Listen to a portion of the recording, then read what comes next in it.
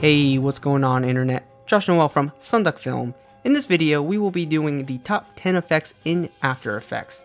So please keep in mind that this is my opinion. I did try to pick the top effects that I see in tutorials and what I think that we all use as a community at some point in time. Please let me know what you think the top effects are, and please keep in mind that these do not include plugins. I already did the top 10 list for After Effects plugins, and you can click on the screen now if you want to watch that video, or you can click the link in the description if you want to watch later. But anyway, let's go ahead and get this thing started. Starting out our list at number 10, we have Gradient Ramp. And anytime I do a motion graphics project, I always find myself using Gradient Ramp to create a background, and Gradient Ramp allows you to create a very cool professional background very easily. For number 9, we have a toss-up between curves and levels, and I couldn't just pick one over the other because I think everybody has their own preference on this one, but both effects are great. You can easily adjust your color channels with both effects, so at the end of the day, it's really just which effect do you prefer to use and which one is a little bit easier for you. So, it's up to you guys. For 8, not too late, we have Stroke, and Stroke is really cool because you can animate pretty much whatever path that you create with the pen tool, or with whatever you do with auto tracing. Stroke really makes it easy for you to animate lines and adds a lot of more flexibility to motion graphics. Did you know that 7, 8, 9? That was a terrible joke, not funny. But at number 7, we have Fractal Noise, and this effect is great if you're doing anything with atmospherical effects. So if you're creating clouds, or you want to create some atmosphere in your motion graphics, or add some haze to your footage, Fractal Noise is usually the first effect that I go to creating this sort of thing. At number 6, we have another toss-up between Gaussian and Fast Blur, and I find myself using these effects just about evenly, so it was really hard to pick one over the other. Gaussian Blur is great for blurring out images and making some cool gradients, if that's your sort of thing, and Fast Blur gives you control over the edges, which is pretty cool.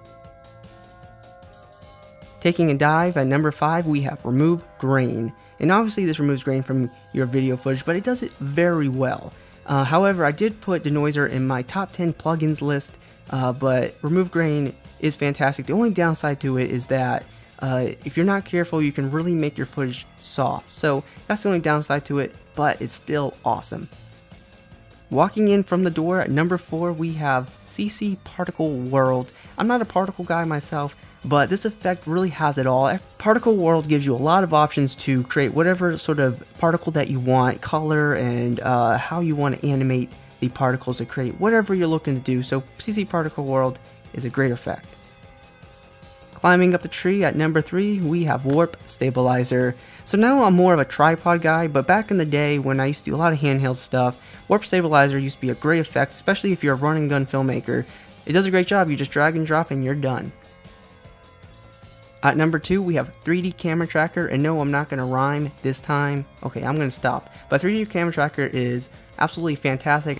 I remember back in the day when there was no 3D Camera Tracker, we had to do it manually. I think it was before After Effects CS6, and that was always a pain. But this 3D Camera Tracker, you just drop it in, and you select a point, and you're like done. So this thing is just awesome. It's a very powerful effect inside of After Effects.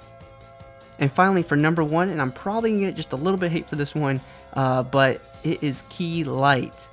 And I absolutely love this effect. I believe that most of us who use After Effects have to do some keying at some point in time, and Key Light is just perfect. Everything that you need in a keying effect. And the thing is, it's built in, and that's just amazing. Key Light gives you a lot of control and ways to view your key, and at the end of the day, it's really just intuitive and fantastic. So that's my top 10 effects for After Effects, in my opinion, of course. And if you guys disagree with this list, please drop down your comments below. I definitely want to make another top 10 effects for After Effects video, but with your guys' opinions and what you guys think, because I really want to make these top 10 lists a community thing. So guys, please check out my social media links in the description, and try to follow me on Twitter, and like me on Facebook, so I can communicate with you guys when I do these top 10 lists, because I don't really want to keep these on like my opinion and my experiences. I want to make this a community thing, and I want to be able to talk to you guys. So please check out my social media links. If you haven't already, please consider subscribing for more countdowns just like this and awesome tutorials. This channel is about creating cool things, and I do take requests for tutorials, so please drop a comment or message me on my social media networks. And guys, thank you so much for watching. Please drop a like, it helps me out tremendously, and hopefully I will see you guys soon.